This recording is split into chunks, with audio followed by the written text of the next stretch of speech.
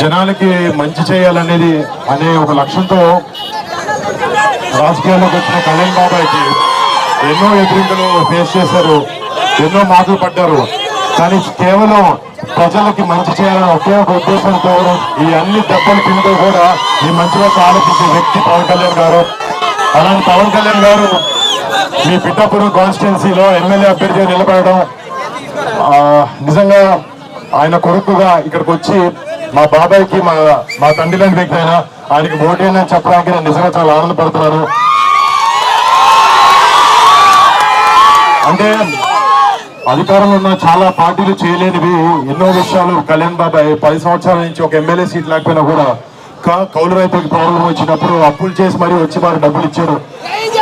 మట్టి కార్మిక ప్రాబ్లం వచ్చినప్పుడు ఫస్ట్ మొట్టమొదటిగా జనసేన నుంచి కళ్యాణ్ బాబాయ్ గారు కదిలి హెల్ప్ చేయడం జరిగింది. ఇలాగా మీరే ఇమాజిన్ చేసుకోవచ్చు, ఒక్కసారి బాబాయ్ని మన అసెంబ్లీ పంపిస్తే మన కోసం మన ప్రజల కోసం ఎంత చేస్తారనేది.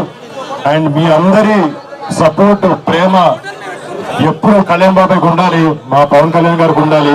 అండ్ ఆయన ఎప్పుడు ఆయన నిజంగా చెప్పాలంటే చిన్నప్పటి నుంచి మా ఇంట్లో మేము ఎంత కుటుంబ సభ్యులా ఫీల్ అవుతామో ఆయన మిమ్మల్ని అందరినీ ఆయన సొంత కుటుంబ సభ్యుల్లా ఫీల్ అవుతూ ఉంటారు.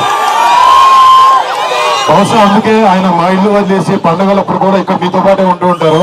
అండ్ నిజంగా ఆయనకు మీ మీద ఉన్న ప్రేమ, ఆయనకు మీ మీద ఉన్న ప్రేమ, మీకు ఆయన మీద ఉన్న ప్రేమ ఇది ఎప్పటికీ ఇలానే ఉండాలి.